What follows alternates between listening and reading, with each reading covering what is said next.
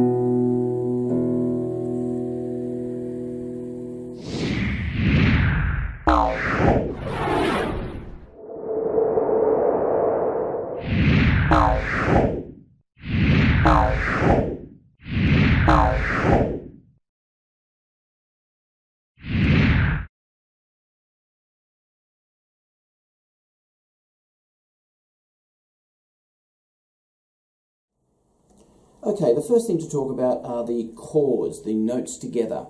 You can see those chords played in the first section and the final section, whereas the arpeggiated chords, which we'll talk about in a moment, are more in the middle section. So just lightly keep your fingers touching, not tense, not tight. The fingernails are the width of the strings apart. And just lightly put them on the strings and we'll play that chord in the second bar. You strike it together. Good little trick is to play it and put your fingers back on the strings. See if you can get that nice crisp sounded notes all together. That's the chord in bar 2. Now in bar it's just the second finger is down. You've got the open G, second finger on E minor chord of course. You've got the G open, B open, and the upper E open. So all those notes are sounded together. In the third bar, you can see the little finger, fourth finger is on the F sharp, the first finger on the D sharp, third finger on the A, and it leaves the open B there. And we strike that together similar to bar 2. You might want to get in the piece a slightly staccato sound, which would sound good, like this.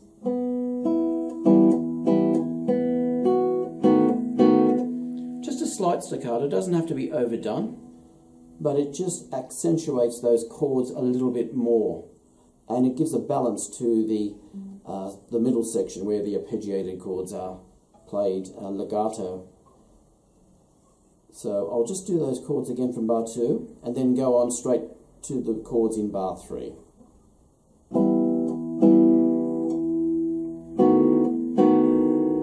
Good little exercise. Do that backwards and forwards. If you remember from the other lessons, we've got guide and slide fingers. That 2 I'd use that 2, the E there, to slide back and guide my fingers into position. And back up again. You get a nice, crisp right hand sound. Of course, the chords down in the third section are the same anyway.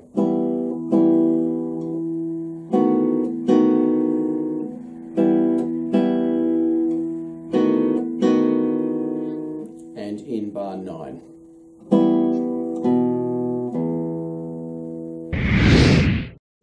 Of rolling that last chord like we've done in some previous lessons. The roll was just the one note after another, quickly, in quick succession.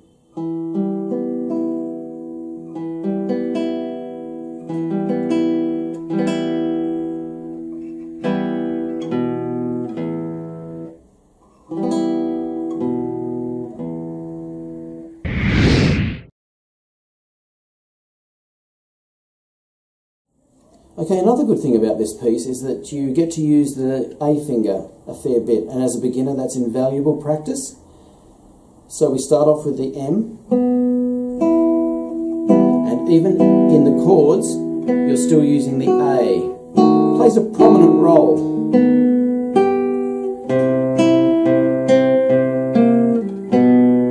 And that's a good movement too. You've got the G with the A, the E with the A, and the C with the M, and it's moving down.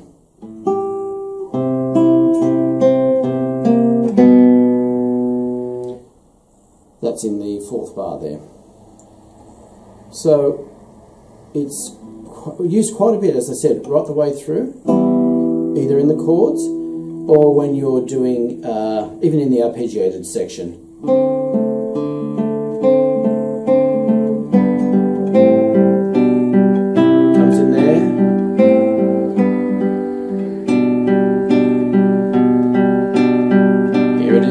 C chord.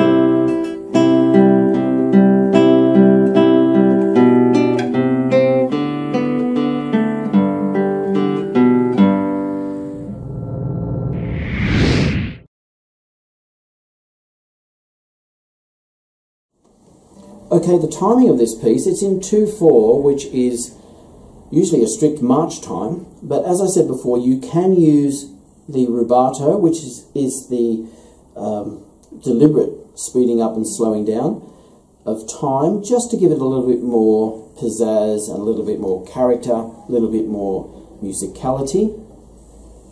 But I'll go through it now and I'll count slowly. You'll see it actually starts on an anacrusis, the anacrusis being the upbeat, and it's taken from the very last bar, that half a beat there, on the second beat of the last bar, and it gives more emphasis to the first beat of that new bar, in the actual second bar. Here's the count, and it can be quite tricky to count it as you play it, but it's great practice to do that. So you've got to concentrate on quite a few things at the one time, and that will really help you to concentrate and get the timing right. If it's a bit hard, just split it into bass and melody as we've done before. Anyway, here we go. 1 and 2, and 1 and 2, and 1 and 2, and 1 and a 2 and a 1 and to rest, and 1 and 2 and 1 and 2 and 1 and 2 and 1 and 2. The and would come at the beginning with a repeat, or with the D going into the arpeggiated chords.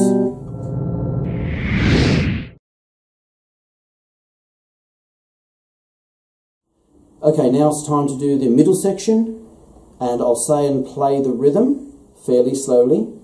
It's great practice to do this, great for your timing. You might want to listen to me a couple of times first and then rewind the video and try it along with me, fairly slowly. 1 and 2 and 1 and 2 and 1 and 2 and 1 and 2 and 1 and 2 and 1 and 2 and 1 and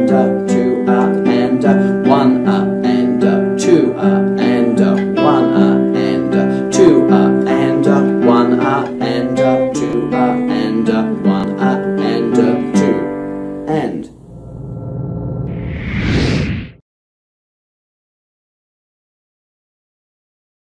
So the last section is just the same as the first section, and although you would slow down right at the end to make it a little bit more musical, not so exact in the timing. Let's try that together.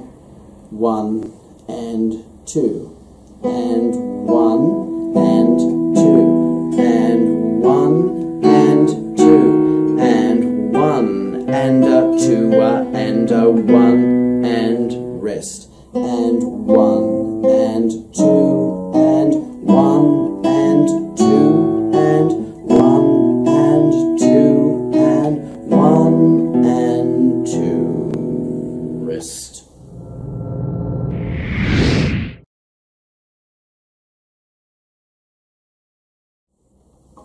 You'll notice also there that I use the dynamics, the loud to soft, soft to loud, to make it again more musical. I'll do that last section at full speed and show you what I mean, highlighting those dynamics. 1 and 2 and.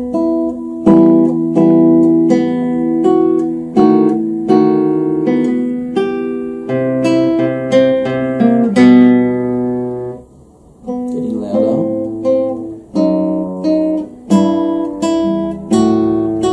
And then getting softer again.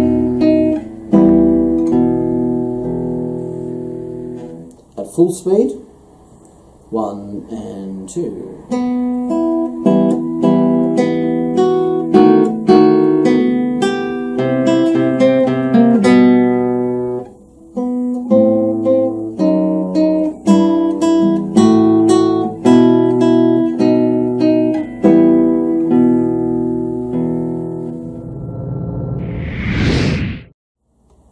Okay, I hope you got something out of today's lesson. Go back over, watch the video again, and practice all those tips and pointers, and you'll find that your classical guitar playing will be improving out of sight. Thanks for listening, and I'll see you next week for another upload from Learn Classical Guitar.